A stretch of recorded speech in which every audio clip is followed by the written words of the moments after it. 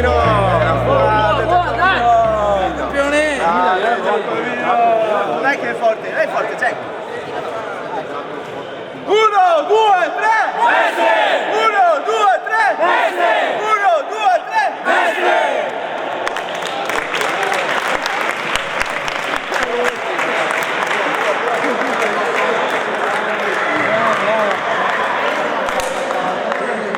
Non è mai facile fare la partita.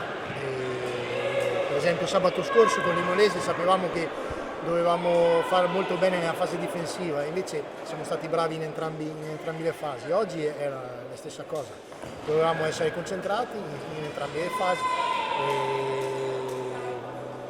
Abbiamo concesso qualche disattenzione, soprattutto nel primo tempo, e loro cercavano di mettere sempre una palla lunga. Se non si è concentrati si va a rischio di trovarsi impreparati su alcune situazioni, invece alla fine poi è andato tutto bene.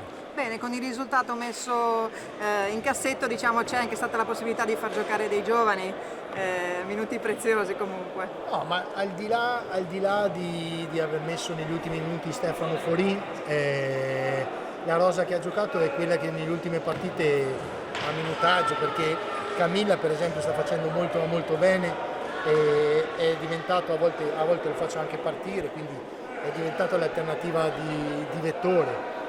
Abbiamo due pivot, quindi sono soddisfatto perché quando vedi giovani che riescono a garantirti delle prestazioni buone, per esempio Camilla ha giocato molto anche con l'Imolese e ha ben figurato, quindi assolutamente soddisfatto. Bene, dando un'occhiata alle prossime partite, come sempre, qual è la situazione che ci si aspetta? Ormai la situazione si fa sempre, non dico più difficile, ma ci stiamo avviando alla fine del campionato. Noi sappiamo che ad oggi siamo messi più o meno come nel girone di andata. Adesso entriamo in un filato di partite dove diciamo all'andata abbiamo sbagliato e quindi noi dobbiamo essere consapevoli di questo, che se vogliamo fare un campionato diverso, se vogliamo puntare in alto, sappiamo bene che la vittoria è l'unica via d'uscita. Beh, complimenti per la vittoria e complimenti per il gol che ha sbloccato la situazione, è importante. Diciamo dagli ultimi mesi vissuti, sì, è stata una gioia personale, no?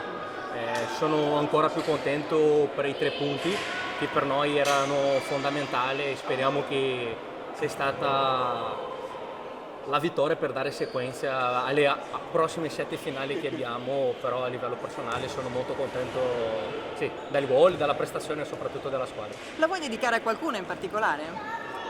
Voglio dedicare a tutta la squadra, ai miei compagni, anche al fisioterapista che mi ha aiutato tanto, anche al preparatore atletico, tutti i miei compagni, insomma, il mister, lo staff e tutti che erano lì sempre a darmi la forza giusta per superare questo momento difficile.